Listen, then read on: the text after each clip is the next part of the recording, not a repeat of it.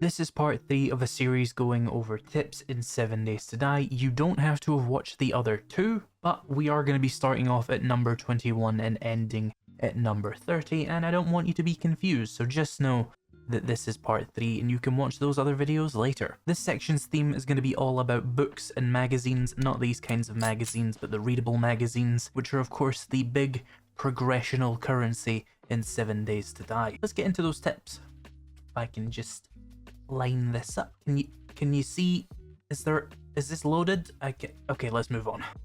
What, did you think I was in an actual building? No, that's not how this works. This is show business, baby.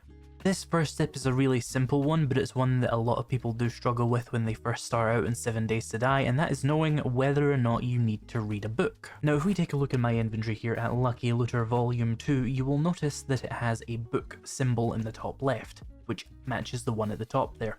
And if I bring in a second one, we can have 2 of them, and now if I read this, you will notice that the book icon here changes to an open book, and that tells you that you've read it before. This also happens if you've read all of the entries of a specific skill magazine, which go up to 100 or whatever the specific magazine goes up to. Very, very simple small tip, but it's an important one you should know about books. Let's move on to something a little bit more useful for everybody else. This next tip is all about finding books, specifically how to find a lot of them. Now, there's a lot of locations in 7 Days to Die where you can find books, of course. For example, the houses behind me and the mailboxes that you will find at every POI in the game pretty much all have a decent chance of giving you books. But there are more efficient ways to get large amounts of books if you really need a big lump of a specific kind of book. Some of these are more obvious than others. For example, if you need gun books, going to a gun store or a gun related POI is of course a really obvious choice. You can open up weapons bags to find those accompanying books. And of course, the most obvious place to find books would be a library or a bookstore, but the problem is, how do you find bookstores reliably? That is a question I've gotten in my 7 Days to Die series quite frequently, because I always seem to know how to find them very easily and very reliably. And it's a pretty simple thing to understand about the world generation in this game that can explain exactly how you can find the bookstores. The first piece of information you need to know about 7 Days to Die's world generation that will affect how you can find books is where do bookstores actually spawn. And let me narrow it down for you. The useful bookstores, the tier 2 and tier 3 ones, almost never spawn in the forest biome as of 1.0 because the 1.0 forest biome has been reduced in effectiveness to only spawn these sort of medium towns that you see here, or even smaller. If you want to find actual bookstores that are actually useful, you can go to any other of the biomes in the game, and you want to look for these larger cities and towns in particular. Now that you know that you're wasting your time in the forest biome, where in these towns should you be looking for bookstores? Well, the towns in 7 Days to Die are all split up by different kinds of buildings, much like real towns. You've got a farming area over there, you've got some kind of an industrial area right here, and here we have a commercial area where you can see stores and restaurants and all that sort of thing. You're going to want to look for these commercial areas. So if you see things like gas stations, restaurants, those are the kinds of places you're going to want to look in the city specifically for bookstores. Now, this town in particular doesn't have a bookstore. However, if we just go over to another town, I would be willing to bet we will find one. Here we have a much larger city, and I can already see a bookstore from where I am because I have far too many hours in this game. If you can't see it, it's right there. If we head over to this commercial area in this town, you will see the tier 2 bookstore.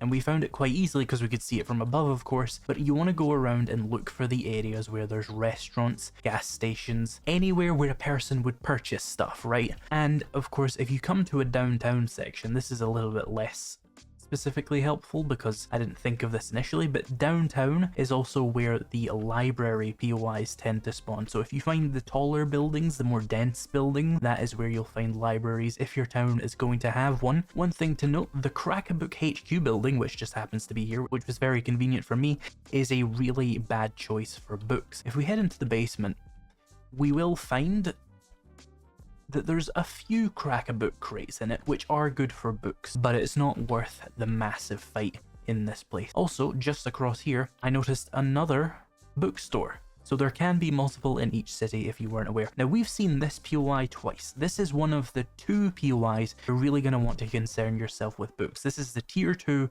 Crack-A-Book store. And of course, remember to use traders to guide you to these POIs because they will reset the loot inside, allowing you to get more books. And another note for traders while I'm here is you should know that the 2 useful book POIs are tier 2 and tier 3. And tier 2 and tier 3 quests from a trader will only send you to the same biome you are in. So if you know, for example, that this Trader Bob here is in a town with 2 Crack-A-Books, then you should come to the Trader Bobs in the desert rather than going to the wasteland to try and get Joel to send you here, because he just won't, because those quests are too low a tier to be cross biome. Here we find ourselves in a town in the wasteland, and you can see the other bookstore that is of interest to you. This is the Crack-A-Book Cafe. It is harder than the other one and it has less books inside, so ideally you want the tier 2 one and not this, but this is still a solid place to get books. So since the bookstores give you such a generic loot, what can you do to put those odds in your favor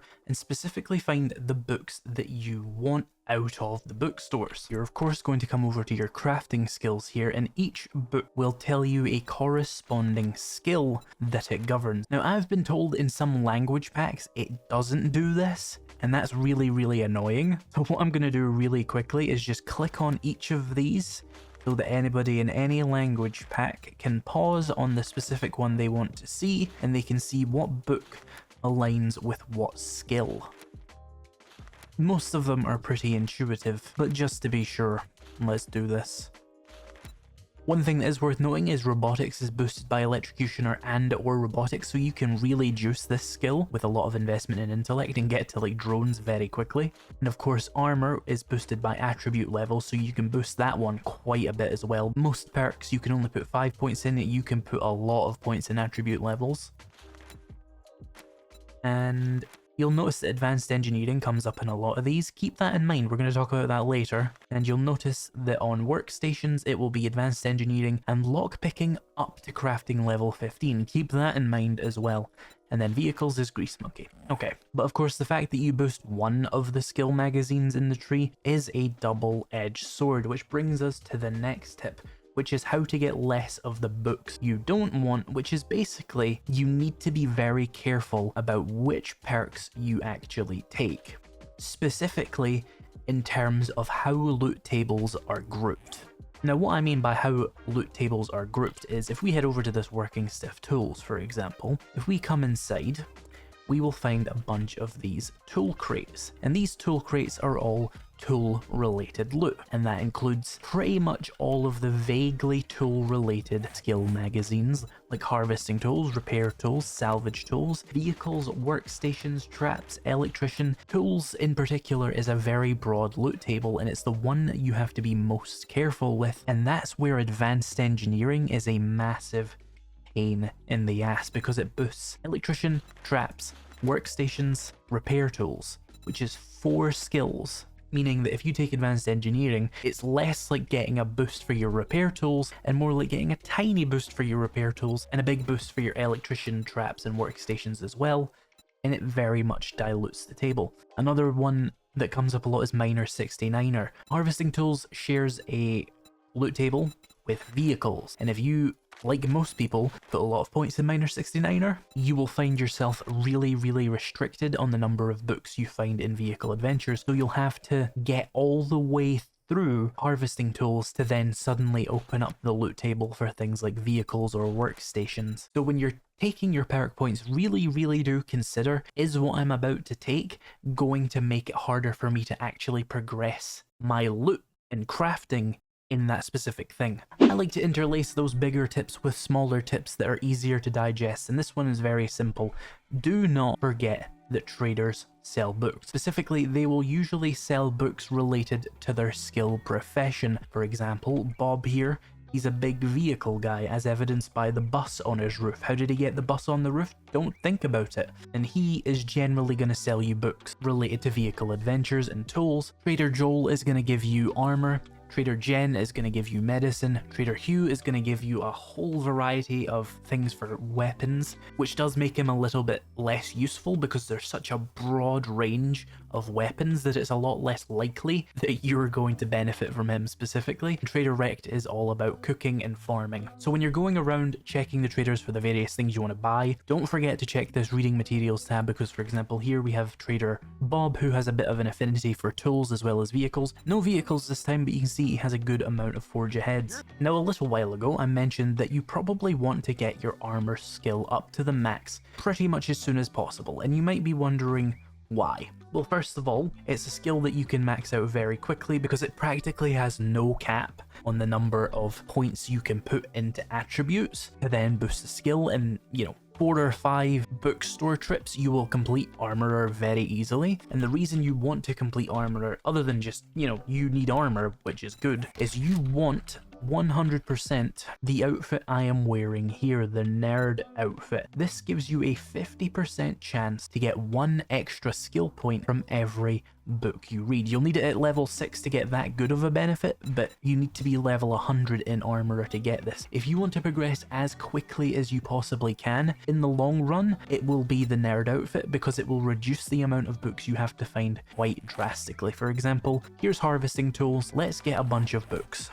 So here are the 99 Tools Digest I would theoretically normally need to finish Tools Digest. With the level 6 nerd armor on, let's eat all of these with the level 6 nerd armor on and see how many books we didn't necessarily have to actually find. And you'll notice a sound effect, by the way, when you actually get the boost. You'll hear it happening pretty much every other time. There we go. So it's not going to be the same every single time, of course, because it is a 50-50, but I was able to save 31 Tools Digest books. That means to finish Tools Digest, I only had to find 68 books compared to 99. That's such a time saver when you consider how many of these skills you're probably going to have to max out, and that each like 20 to 30 block of these is going to be a few trips to a bookstore, and that's going to take you a couple of days to do. So you're basically saving a couple of days per skill if you have level 6 nerd armor.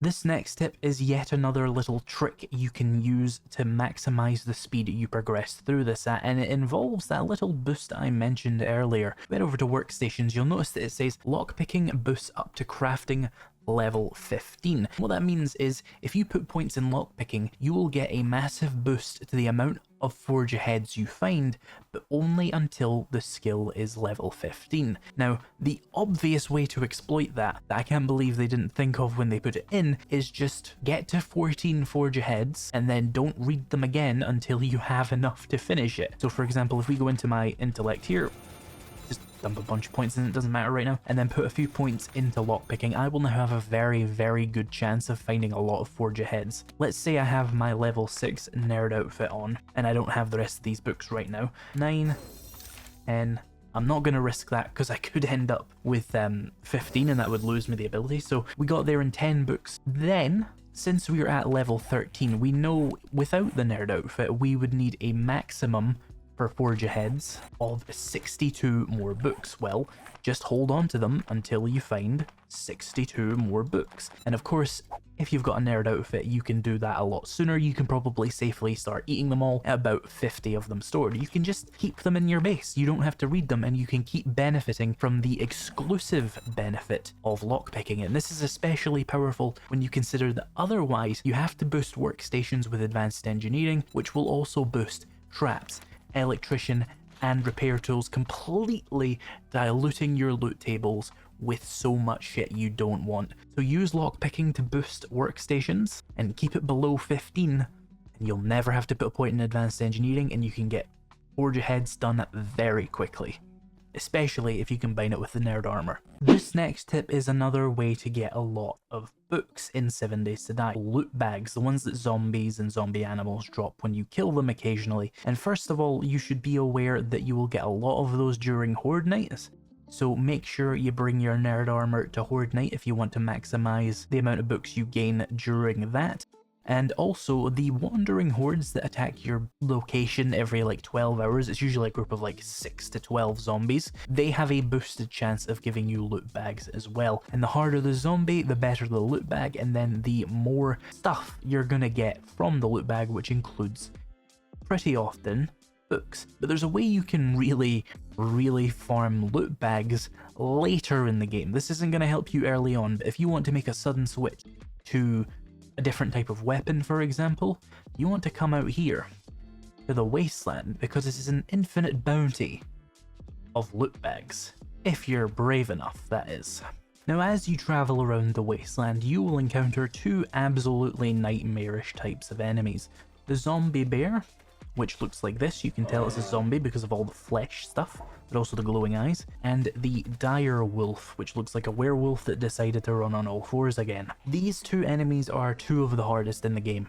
They do a lot of damage, especially on high difficulties. You should not be trying to fight these unless you're very careful or have very good gear. But if you are at that stage of the game and you need books quickly, wandering around the Wasteland will usually net you a couple of these every minute, and you can just kill those. I promise you it will not be as easy for you, because you're not using a cheaty gun, hopefully. And if you come inside, you'll see that you'll get a big pile of ammo, so, you know, you can sure that you're going to probably make an ammo profit off of them. This is on 100% loot, by the way, and you'll also get a couple of magazines.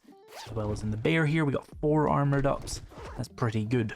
And if I spawn in like 25 dire wolves and just get rid of them, you can see that you also get really good loot in these.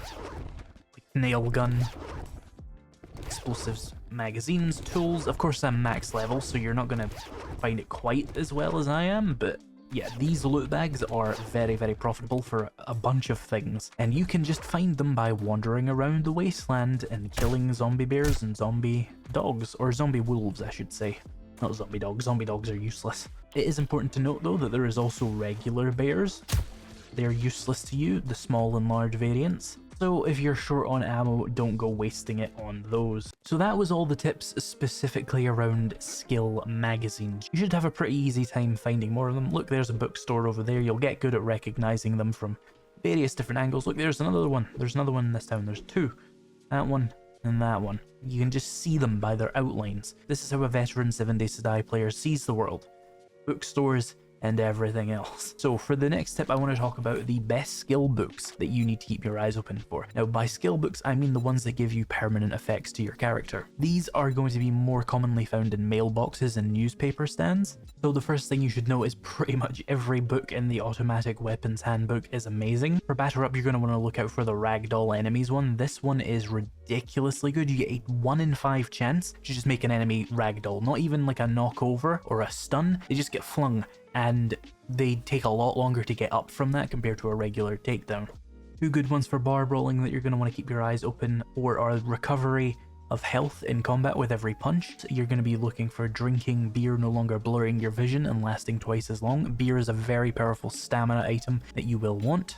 2 good ones for Fireman's Almanac are going to be the reduced collision damage to vehicles, which is of course just going to save you repair kits, and the more damage to coal and wood means you'll be able to mine coal faster, as well as mine burned trees faster if you're gathering wood in the burnt forest biome. When it comes to the Great Heist, you're definitely, if you're a stealth player, going to want the use no stamina while sprint sneaking. It is hugely useful. The biggest one for the Hunter's Journal is just going to be 10% more damage to humanoids, which includes humans and zombies. That is just a raw 10% more damage to 90% of the enemies in the game. For Magnum Enforcer, you're going to want to look for bartering with a 44, giving you a 5% better deal. 5% discount, all you have to do is keep a Magnum on you. It's not a consumable, all it does is waste one of your hotbar slots when you're at the trader, which you can afford. Never getting encumbered at night from Night Stalker is really good as well. The ability to craft exploding arrows and bolts is one of the most underrated things in 7 Days to Die. A player with a crossbow and explosive crossbow bolts will decimate any horde in the game, and it doesn't matter how high up in the game stage it is, you will shred it. With an archery character with a crossbow and some explosive bolts, it's a highly underrated playstyle. This one's more of a warning. The Shotgun 2 here, the ability to craft breaching ammunition, is almost never worth doing. There are much better ways to open containers containers and open walls and stuff than wasting shotgun durability and wasting gunpowder. For Spear Hunter, the biggest one in here is going to be the ability to penetrate multiple targets. This lets you attack through enemies with your spear. Basically, it's really good for spears. Urban Combat has a lot of good stuff in here. The ability to craft the stealth boots mod, which lets you be more sneaky. The ability to craft cigars will give you extra strength. Sneaking over trash making no sound is really convenient. Landmines not detonating when stepped on is really convenient. The biggest benefit in my opinion is armor not slowing you down in combat. That means you can just wear heavy armor, because in combat you're always going to be default speed anyway.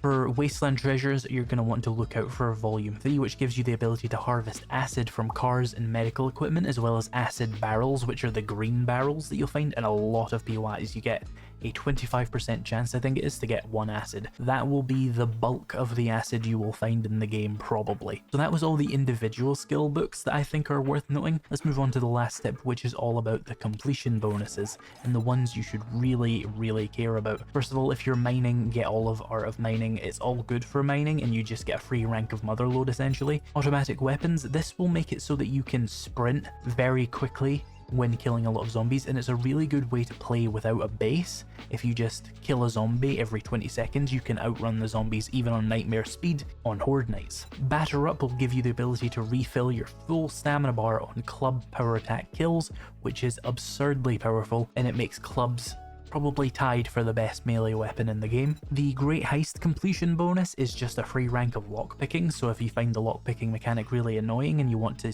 use it anyway, this is a must-have. This Lucky Looter completion bonus will give enemies a higher chance of dropping those loot bags I mentioned earlier. It's also worth noting that the completion bonus for all of the weapons in the game, except for automatic weapons, is the ability to bulk craft the corresponding ammo type. Automatic weapons doesn't have that because it goes to sniper instead. And spears also get the ability to refill their full stamina bar with regular kills with a spear. It doesn't even have to be a power attack for the spear.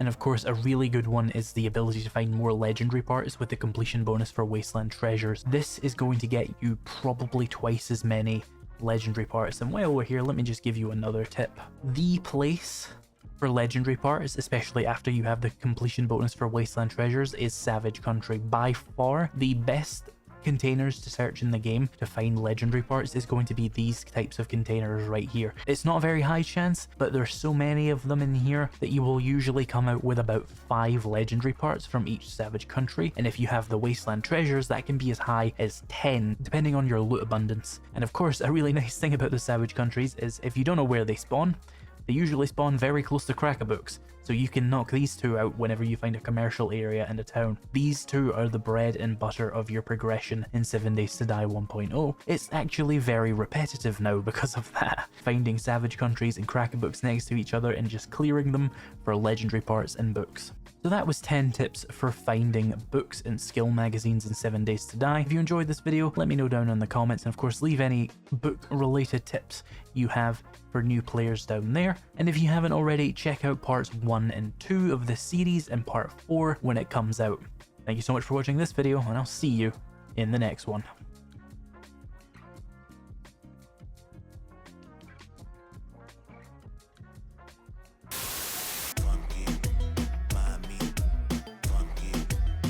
Go away. Hey, you want to buy some books? Want to buy some fucking books? What books do you want to buy? Want to buy some Magnum Enforcer? Is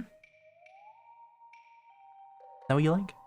Magnum Enforcer? You want to buy some Machine Gunner? Would be a good choice. You wanna buy some Batter Up over here? Or some Sniper? We got a lot of the Sniper books actually. What's this one? Oh yes. This is the Belle of the Ball, The Art of Mining. Do you want that one? You want to buy The Art of Mining? So you're into miners, huh? I'm on to you. I'm on to you. Who the fuck frame... What do I pay these camera operators for? I'm off the fucking screen. Oh, look at my posture. Oh no.